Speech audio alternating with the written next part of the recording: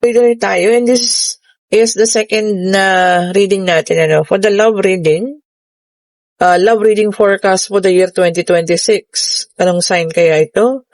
Ayan, mga air sign, ayan, Gemini, Libra, in Aquarius. Oh, this is a King of Swords. Sabi dito, head over heart.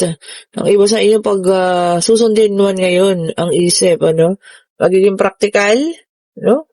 Unahin ang isip kaysa ang puso po, ha? Oh, naku. Kontrobersiya yan, ha? Okay, tingnan natin kung ano bibigay ng ating angel card. Ayan. Angel Oracle card para sa inyo. Mga air sign, Gemini, Libra, and Aquarius. Ano ang pag-ibig ninyo ngayong 2026? Diba? What will be your love life? What will be your situation? Tignan natin, ha?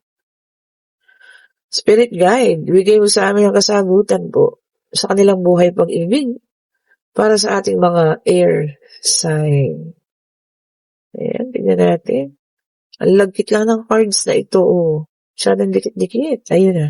Okay. And meron tayong si Angel Ariel. So sabi niya dito, new psychic and spiritual experiences are changing the way you view the world and yourself. Allow your spiritual gift to open through study, prayer, and meditation. Okay, baka for some of you, ayan ha, inaasa ang love life naman ngayon sa mga ganito, reading. Sabi niya dito, buksan mo rin daw po ang isip at puso mo, para malaman mo kung anong tunay na pag-ibig. Diba? Baka lagi na lang kayo kumukonsulta para sa inyong tunay na pag-ibig. Diba? Kung kailan darating, kung may experience mo na ba. Wala naman pong masama. Diba? Kasi magiging gabay ngayon. Kaya lang allow universe to do its job. Sabi nga, Kaya ang universe ang gumawa ng paraan para kayo po ay magtakda. Kasi wala na excitement yun. Lalo na pag nahulaan mo na kung saan kayo magkikita. Diba po? Bigyan natin ng pagkakataon, ha, ang Divine Universe na siyang gumawa ng magic sa buhay po ninyo. And then Archangel Michael, sabi I am with you, giving you the courage to make life changes that will help you work on your divine life purposes. Yan ha. Ginagay din kayo ng Archangel Michael, towards maaari sa bagong taong ito na paparating sa buhay nyo, kung bago man ito, Sabi niya nga, lagi raw siya sa inyong nakasunod, lagi siyang sa inyo nakasubaybay, ang ating angel Michael, Archangel Michael. So, siya yung magtuturo sa inyo kung sino yung tama, di ba? Kung tama ba ang taong ito na lumalapit sa inyo, siya po yung magtuturo sa inyo. Ayan ha. So, pray tayo kay Angel, Archangel Michael or Anghel Gabriel na siyang magtuturo po ng tamang tao para sa inyo. Yan ha. Kaya pala yung sa una, sabi niya, hayaan natin ang universe. Yung pala ang anghel ang magtuturo po sa iyo. And meron tayo ditong Oceana. Sabi niyo, take action. You're in touch with your truth in this situation and you need to trust your gut and lovingly assert yourself. Ayan ha. Una, mahalin mo yung sarili mo bago ka magmahal ng iba. Diba? Unahin mo pa muna ang sarili mo, ha? Bago mo i-open ang sarili mo para sa ibang tao, mahalin mo muna ang sarili mo. Siguro sobrang pagkadurong mo ng past relationship. So, ayan. Diba? Ang ibig niya sabihin dito, unahin mo mahalin yung sarili mo bago ka maging open ulit. Tama naman. Diba po? Tama po yun, ha? Palaging mauuna ang ating mga sarili. And then, Rosetta, ang cute, Sabi niya, you have a gift for working with young people. And your divine purpose involves helping teaching or parenting children. O ayan, ayan ha, kung ikaw ay ikaw ay isang guro, ayan ha, or nagtuturo sa mga bata, sabi rito, no, baka naman makalimutan mo na.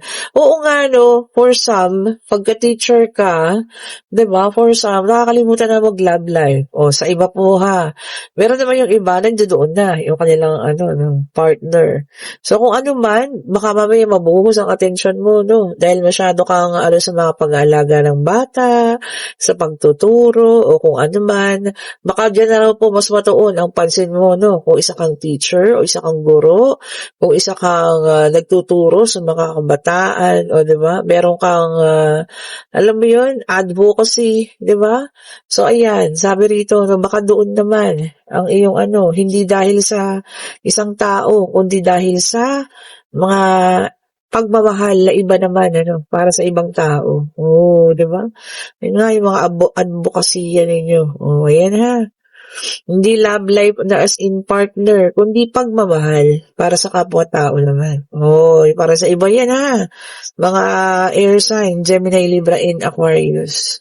Ayan, tignan pa natin. Kinuha ko itong isang ating oracle card, ang Traveler Oracle Cards. Ayan ha. Tignan natin kung ano pa ang kanyang ibibigay. Ayun. Ay, ito maganda, no? Journey by the Moonlight. Believe in magic. So, ang paparating na pag-ibig sa inyo ay parang isang magic daw po, no? Siguro hindi mo inaasahan. Mas ang oras na yun, diba? Hindi mo inaasahan na darating ang taong ito sa pagkakataon na yun.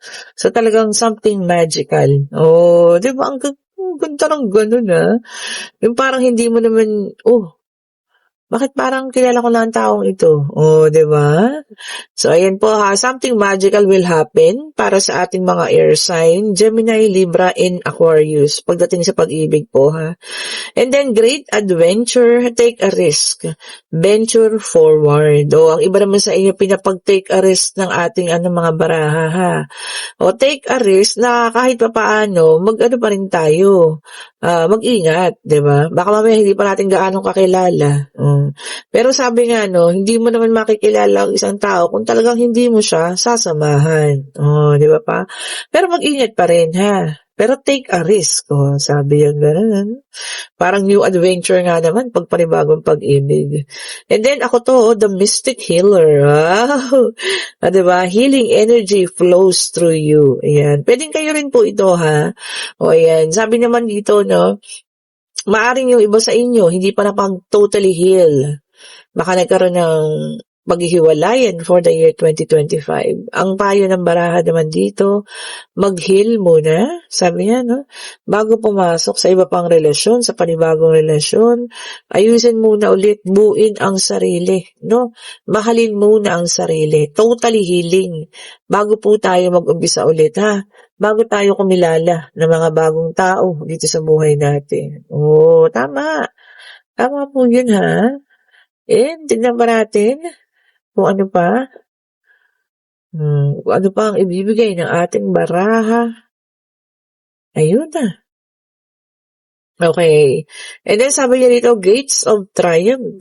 Sabi niya, success expands in your life. Baka naman sa pagiging successful mo ngayon, wala nang lugar ang pag-ibig. Sabi niya kailangan bigyan mo rin ng lugar, ng oras, ng panahon, ang pag-ibig po kung talagang gusto mo pa.